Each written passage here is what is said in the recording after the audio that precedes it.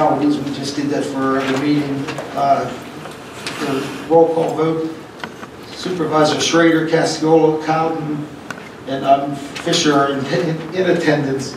In addition, Don Januso, Bill Baldorf, Bruce Bosley, Sean Gavinsky, and our solicitor, Chris Volz.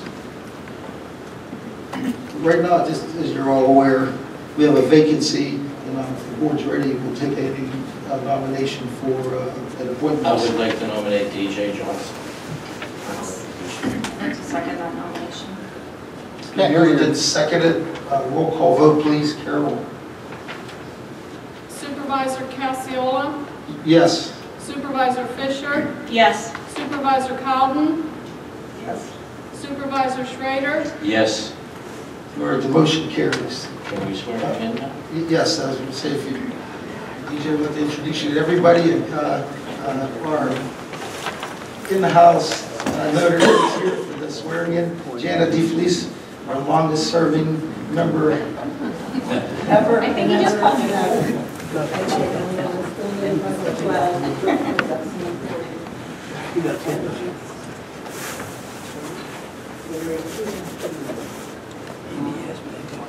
I solemnly swear. Do solemnly swear. That I will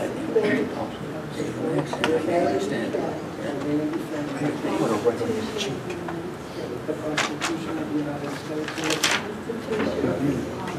and the Constitution of this Commonwealth. That I will discharge the duties of my office as Supervisor of Cecil. As Supervisor of Cecil.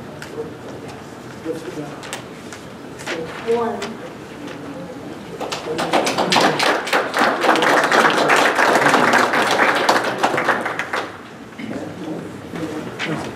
Johnson.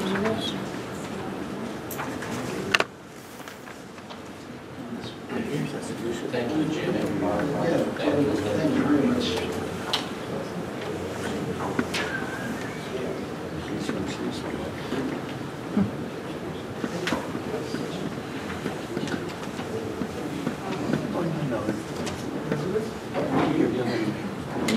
While you're here, if you want to just introduce yourself again to some people in the audience who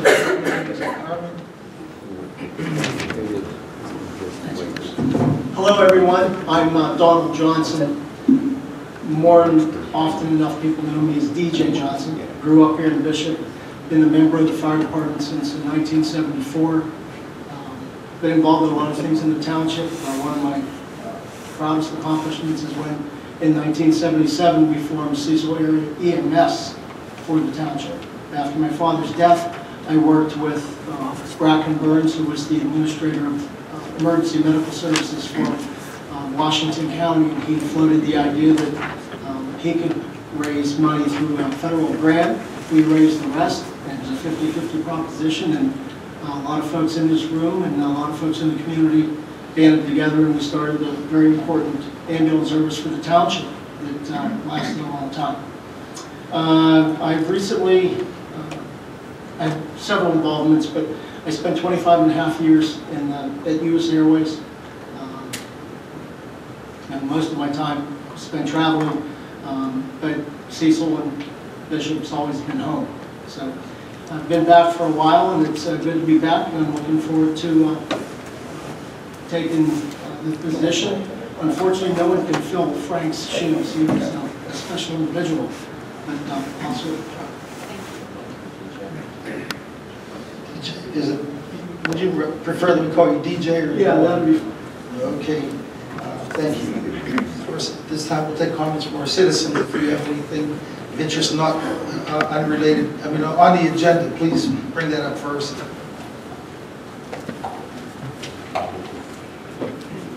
Frank Egizio, 24 Sycamore Street, Houston.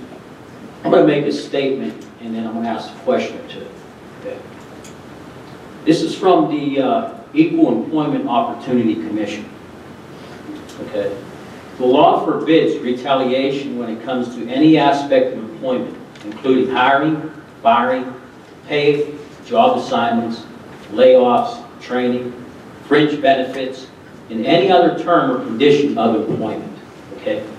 Now, I would like to know, can you explain the hiring process you used? How did these people know to apply for this job?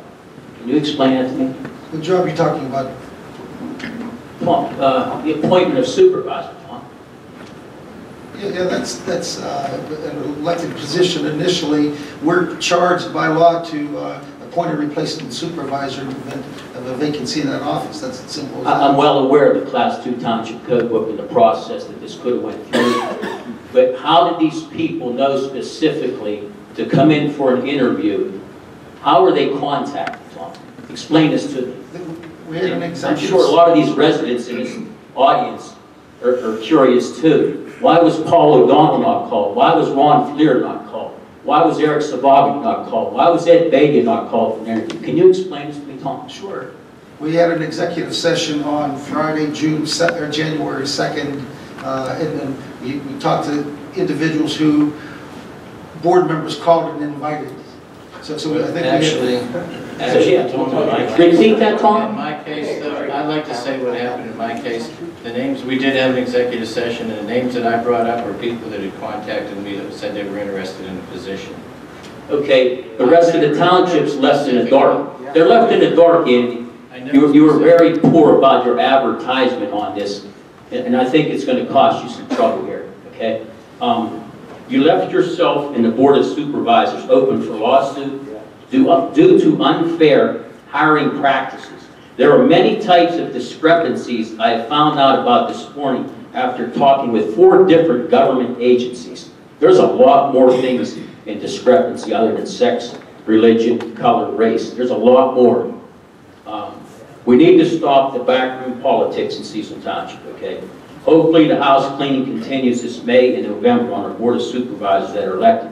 Now, one more thing. Late this afternoon, I received a phone call from a fellow supervisor in a neighboring township, okay, close by us. And he passed along some information to me from the Pennsylvania State Association of Township Supervisors newsletter under Pennsylvania Township News. Now, the supervisors can interview candidates for the vacancy at an executive session, okay? Candidate interviews are not required. However, if the remaining supervisors choose to do interviews, the Sunshine Law requires that the interviews take place at an advertised public meeting.